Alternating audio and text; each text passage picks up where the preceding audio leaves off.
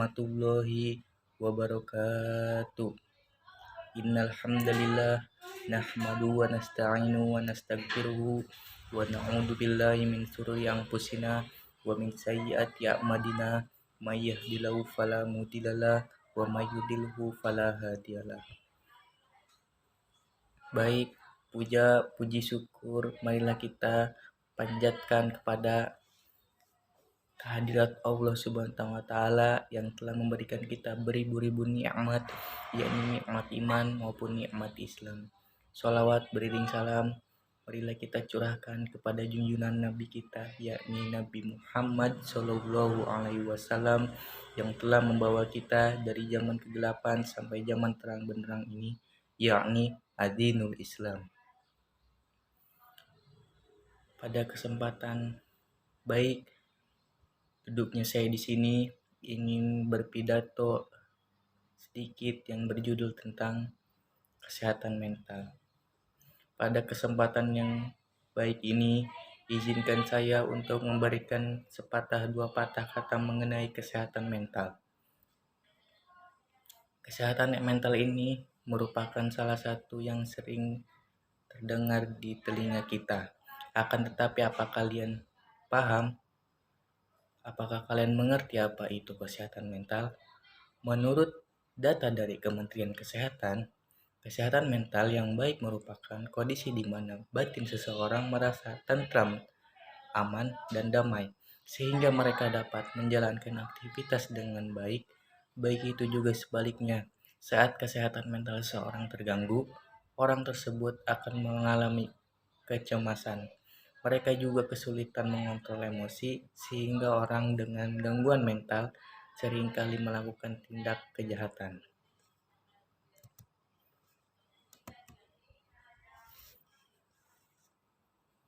Masyarakat Indonesia belum sepenuhnya paham mengenai betapa pentingnya kesehatan mental dibandingkan dengan kesehatan fisik.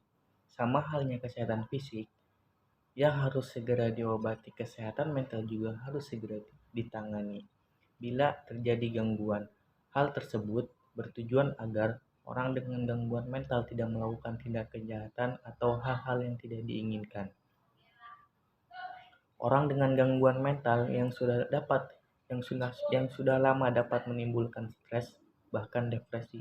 Hingga saat ini masih banyak kasus orang bunuh diri dikarenakan kesehatan mentalnya terganggu. Saat ini persaingan global sudah semakin ketat. Semua orang bersaing dan berlomba-lomba dalam segala hal. Hal ini seringkali menyebabkan stres dan banyak tekanan. Untuk mencegah hal tersebut, ada beberapa cara yang bisa kamu gunakan untuk mencegah stres dan menjaga kesehatan mentalmu. Pertama, menerima dan menghargai diri sendiri, yaitu setiap orang harus menyadari setiap manusia mempunyai kelebihan dan kekurangan. Apa yang dimiliki tersebut harus membuat percaya diri, bukan malah sebaliknya.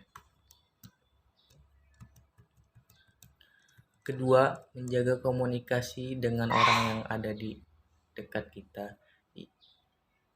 Ia mencontohkan sebagai siswa di sekolah lalu mendapatkan banyak pekerjaan rumah sehingga membuatnya lelah dan terganggu dalam pembelajaran di kelas, maka dari ia dapat menceritakan hal tersebut hingga keluarga dapat memberikan solusi yang terbaik dari persoalan tersebut.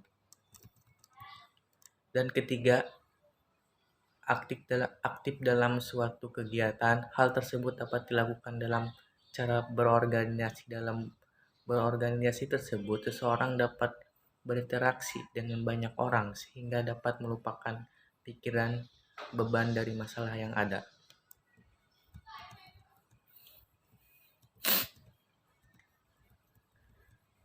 Kesehatan mental berkaitan dengan hubungan harmoni antara manusia, dirinya sendiri, sesama, atau bahkan Tuhan.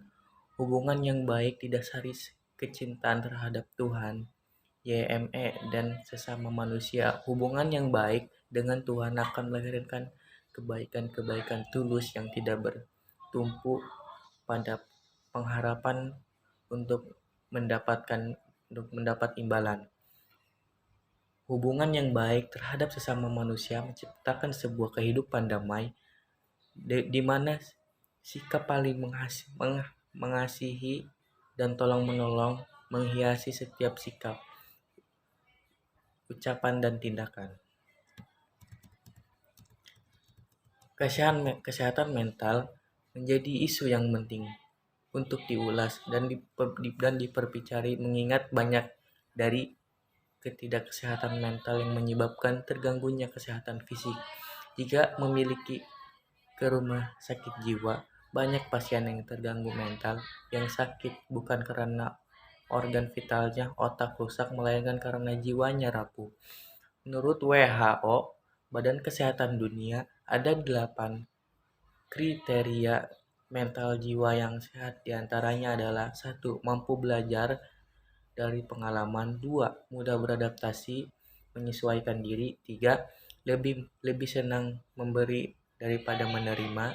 4. Lebih senang menolong daripada ditolong. 5. Memiliki rasa kasih sayang. 6. Memperoleh kenangan dari hasil usahanya. 7.